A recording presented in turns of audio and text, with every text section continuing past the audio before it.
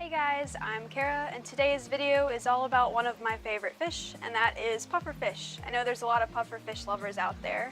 There's a lot of us in here that love puffers, and this week is a special week because we actually have pufferfish in every different type of water you can have, so it's the perfect week to go over all of them and talk about them with you guys. So I'm going to start with freshwater. So what we currently have in for freshwater today are the golden puffers, otherwise known as the avocado puffers. We've never had these in here before, but I'm really excited that we do have them in. I thought they were going to come in smaller, but they actually came in full grown. These guys get about 4 to 5 inches. They are a true freshwater puffer. They don't need salt. In fact, I don't think they really can tolerate a whole lot of salt. Their pH 7 to 7.5, temperature around 75 to 78 degrees. Puffers are aggressive, so freshwater puffers, they're not going to get along with any other fish. They would pretty much go after those fish all day, nip their fins, and eventually they'd probably kill their tank mates. So puffers are meant for species-only tanks, unfortunately, but you can definitely have puffers with other puffers. So we've got, I think, 9 of these guys in here, and they're getting along great. They are going to eat a variety of frozen foods. They might take clams on the half shell. I'm going to try that today. But they'll definitely eat like frozen bloodworms, brine shrimp, big pieces of krill, squid, that sort of thing. So these puffers here, since they only get to be about 4 to 5 inches, they would be fine in about 30 gallons or bigger. So not too big of a tank size, but there's a lot of other different types of puffers, freshwater puffers. There's Oaxaca puffers, and blue puffers, Amazon puffers, yellowtails. Most of those species get very big. The Oaxaca is a good example of those. Oaxacas, I don't know what their exact size is, but they get big. And they're also very aggressive as well, so most of these aren't going to let you have tank mates, but they're an awesome statement fish and really cool to have. Another thing I should mention is puffers have beaks, and they need something hard to chew on at least once or twice a month to wear down that beak. So usually what we do is just toss in a couple mystery snails with them or something for them to crack open. That'll wear down their beak. If you don't do this, it's going to get overgrown. And also, I know they're called pufferfish, but it's actually really bad for them to puff up. So whenever you're going to catch a pufferfish, you don't want to take it out of water, or it could cause it to puff up, suck in air, and for the freshwater species, it's actually hard for them to go back down.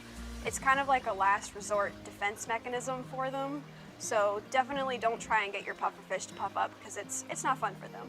That's it for freshwater. Now let's go talk about brackish water. Now we're going to talk about the brackish water puffers. They're actually very similar to the freshwater puffers as far as care goes. They're not going to get very big. What we have here are the green spots and the figure eights. They get about 4 to 5 inches, just like the golden puffers. They're a little bit slower growing, but they'll get there. The main difference with these guys is they need salt. So when they're babies like this, you can keep them at a lower salinity, about 0.005. But as they get older, they need to get higher in salinity. I think a good salinity is probably about 0.15 to 0.018. You can actually convert these guys over to full saltwater if you really wanted to, but you don't have to. So these guys have the same diet as the golden puffers I talked about. I mainly feed these guys bloodworms and brine shrimp, but they definitely need the snails 1 to 2 times a month for that beak. They don't get along with other fish as well. These guys actually seem to be more nippy than some of the other species, and yeah, we definitely don't want to put them with other fish, but they can go with each other. Tank size, again, 30 gallons and up. I would do at least 30 gallons for one puffer, and then I'd go up from there if you have multiples. You can keep them in smaller when they're little like this, but as they get bigger, they're going to need a lot of room because they're very active swimmers, and they just want to go all the time. That's about it for the care for brackish water puffers. I know that they're species only, so some of you might not want to have just one fish in a tank. However, I think these guys are probably my favorite. They are so full of personality. Honestly, they're like little water puppies. They're a lot of fun, so I highly suggest thinking about it, looking into them. And now let's talk about saltwater puffers. For saltwater puffers, they are slightly different than the other two that we talked about because you can actually keep them with other fish. They're still a little bit aggressive, but not nearly as bad as the fresh and saltwater or fresh and brackish water puffers. They are not reef safe, however. They're gonna eat your invertebrates. Some of them will pick on corals. They may not eat all of them, but they'll probably pick your favorite one and they'll eat it. So best kept in a fish-only system, but you can keep them with other fish. Most saltwater puffers actually grow to be very, very large. So let's see, the guinea fowl puffer that we have, Tubbs, he's gonna max out about 24 inches. I'd say right now he's like 16 or so. Your dog face puffers and your spiny box puffers, your porcupine puffers, those are all going to get big too. Maybe not quite as large as Tubbs, but they're gonna get big and they grow fast as well. The smaller types of puffers are your sharp-nosed puffers. They're gonna stay smaller, like 5 to 6 inches, I believe. So you can keep them in a smaller tank, but they're not itty-bitty. They've got pretty much the same diet as the freshwater and the brackish water puffers. They're gonna want meaty frozen foods. We feed a lot of ours here pieces of squid, pieces of krill. Tubbs really likes clams on the half shell. They also really like seaweed. Tubbs will tear some seaweed up, and you want to make sure you feed your puffer a variety of foods. You don't want to just stick with one type of food. As I just mentioned, most of these puffers get big, so you're going to need a big tank.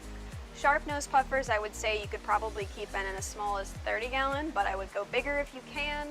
The dog face, spiny box, porcupines, and even if you get your hands on a guinea fowl, they're going to need a very big tank. We're keeping Tubbs in a 220 right now, but honestly soon he's going to need a bigger tank. The porcupine puffers, dog face, I would say you could probably get away with a 125 to a 180. That would be suffice for them for most of their life. As I mentioned with the freshwater species, saltwater puffers also use puffing up as a defense mechanism, so you definitely don't want to make your puffer puff up with these guys as well. So that's about it for saltwater puffers. Saltwater puffers probably have the biggest variety of all the different water categories.